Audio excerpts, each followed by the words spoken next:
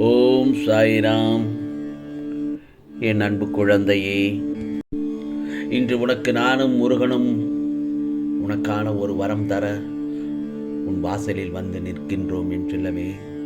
வா, வந்து பெற்றுக்கொள். உனக்கான அதிர்ஷ்டம் அழைக்கிறது. இந்த நல்லதொரு காலை பொழுதில் நானும் முருகனும் உன் இல்லத்தில் வந்து காத்திருக்கின்றோம் என்றில்லவே. வா, வந்து பெற்றுக்கொள். உனக்கானதை பெற்றுக்கொள்.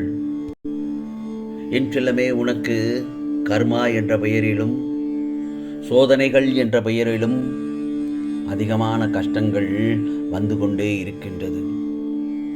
அதுவே என்னை சுற்றி நான் பார்க்க என் கண்கள் முன்னால் தவறு செய்தவர்கள் எல்லாம் நன்றாக வாழ்ந்து கொண்டிருக்கிறார்கள்.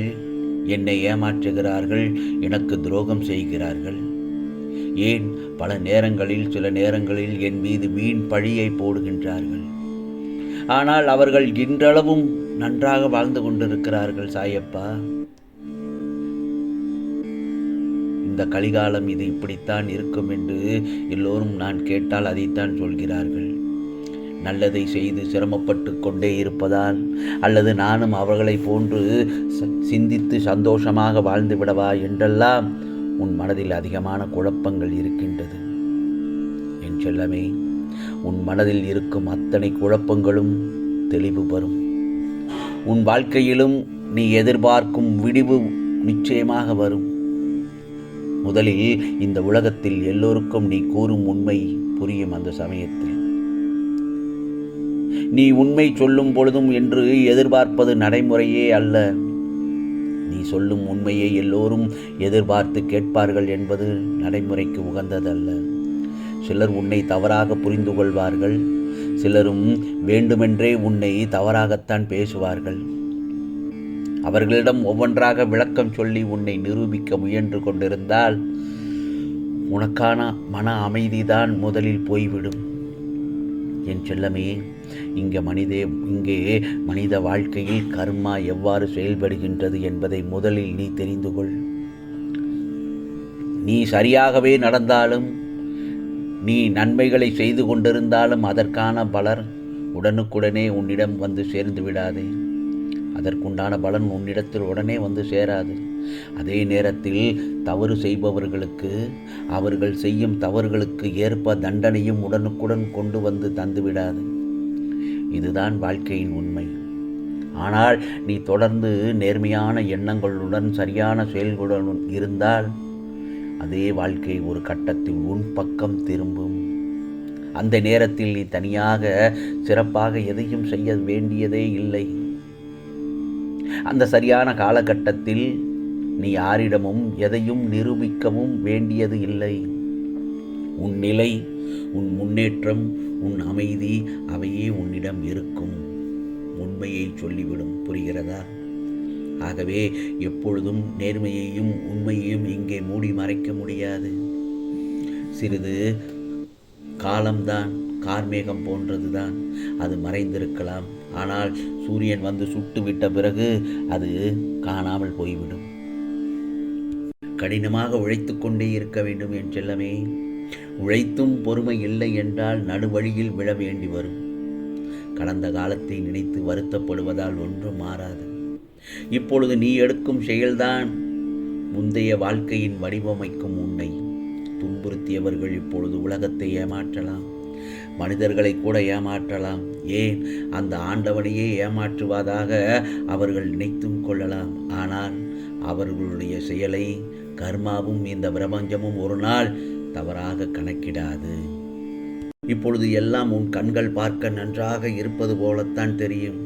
ஆனால் இந்த கர்ம தத்துவம் என்னவென்று தெரியுமா? ஒருவரின் வாழ்க்கையில் பொய், போலி நம்பிக்கை, நிறைவேறாத வாக்குறுதிகளுக்கும் கிடைத்தே தீரும். எவ்வாறு நல்லதை செய்தால், நல்லதை விதைத்தால் நல்லதை அறுவடை செய்தாக வேண்டுமோ அதுபோலத்தான் உனக்கு தீங்கிழைத்தவர்களை, அவர்கள் செய்த வினையை அவர்கள் அறுத்தே ஆக வேண்டும். இப்போது அவர்கள் பிரபஞ்சம் அதை தவறு என்று உடனே குறிப்பிடாது. அதை கர்ம விதையாக மட்டும் பதிவு செய்யப்படும். கர்மா அவசரப்படாது. அதே பொய்யை அதே அளவில் அதே வழியுடன் திருப்பிக் கொடுக்க வேண்டிய நேரம் வரைக்கும் அமைதியாக காத்திருக்கும். ஒரு நாள் அவர்கள் மனம் திரும்பி உண்மையே பேசினாலும் இந்த பிரபஞ்சம் இருக்கிறதல்லவா, அவர்களின் வார்த்தைகளின் எடையை குறைத்துவிடும்.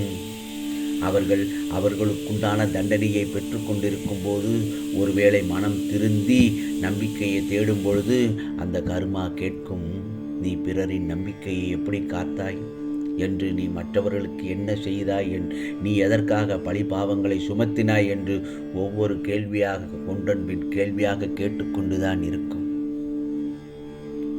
நான் கேட்கும், நீ பிறரின் நம்பிக்கையை எப்படி காத்தாய் என்று, மற்றவர்களுக்கு என்ன செய்தாய், நீ எதற்காக பழிபாவங்களை சுமத்தினாய் என்று ஒவ்வொரு கேள்வியாக அவர்களிடமே கேட்கும். அவர்கள் செய்ததை அவர்களுக்கே கொடுக்கும். இது தண்டனை அல்ல என் செல்லமே, இது அவர்களுக்கு கர்மா கொடுக்கும் தண்டனை அல்ல. இதுதான் சமநிலை. பிறர் வாழ்க்கையை குறைக்கும் எந்த செயலும் பிரபஞ்ச கணக்கில் வட்டியுடன் தான் திரும்பும். எனவே உன்னுடைய வாழ்க்கையை கெடுக்க நினைக்கின்றார்கள், உன்னுடைய மன நிம்மதியை குறைத்து விட்டார்களே என்று நீ பதறிக்கொண்டே இருக்க வேண்டாம். நீ உன் வாழ்க்கையை உன் வழியில் நேர் வழியில் செலுத்தி கொண்டே இரு. அவர்கள் செய்யும் கர்மாவின் கணக்கினை அவர்களே பார்த்து கொள்ளட்டும். என்ன செல்லமே, நான் சொல்வது புரிகிறதா? உன்னுடைய குழப்பங்கள் தீர்ந்ததா?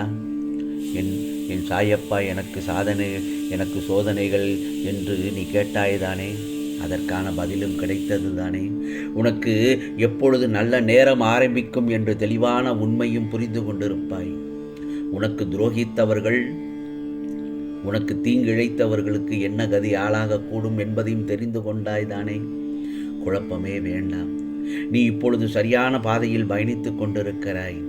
எது நடந்தாலும், எவ்வளவு கஷ்டங்கள் இருந்தாலும் உன்னுடைய உண்மையான வாழ்வினை தொலைத்து விடாதே என் செல்லமே. இதற்கான பலன்களை நிச்சயமாக அனுபவிப்பாய்.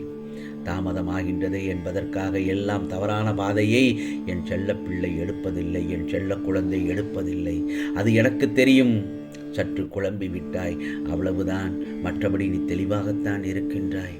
காத்திரு, முடியும் அளவிற்கு காத்திரு, பொறுமை காத்திரு.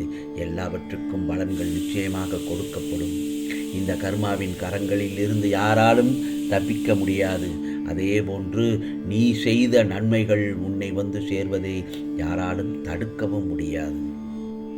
உன் வாழ்க்கையை கெடுத்தவர்களின் அது என்ன என்பதை உன் கண்கள் அறிய நீ பார்க்கத்தான் போகின்றாய். அப்பொழுதும் சொல்கிறேன், யாம் செல்லமே, எதற்காகவும் சந்தோஷப்பட்டு விடாதே. அடுத்தவர்களின் அடியை பார்த்து எப்பொழுதும் சந்தோஷப்படும் மனதை நீ வளர்த்து கொள்ளாதே. அவர்களுக்காகவும் இரக்கப்பட்டு அவர்களுக்காகவும் பரிதாபப்படு. அப்பொழுது நீ நன்றாக இருக்கும் காலகட்டத்தில் அவர்களுக்காக நீ பிரார்த்தனையும் செய். இதுதான் என் செல்ல பிள்ளைக்கு நான் சொல்லும் சத்திய வாக்கு, தெய்வ வாக்கு. ஆம் செல்லமே, இந்த மனது உன்னிடம் இருக்கும் வரை எந்த தீங்கும் உன்னை வந்து சேராது. ஆம், இது சாயப்பாவின் சத்திய வாக்கு. இனி நீ தெளிவான மனதோடு இரு. எதுவுமே தவறில்லை, எல்லாம் சரிதான். நன்றாக வாழ வேண்டும் என்றால் உன்னைப் போல நல்லதே செய்தால் மட்டுமே போதும். மற்ற எல்லாவற்றையும் உன் சாயப்பா நான் இருக்கின்றேன், பார்த்துக்கொள்கிறேன். நிச்சயமாக உனக்கானதெல்லாம் நல்லதே நடக்கும், நல்லதே நடக்கும். ஓம் சாய்ராம், ஓம் சாய்ராம். ராம்ஜி அருள் கிடைக்கட்டும்.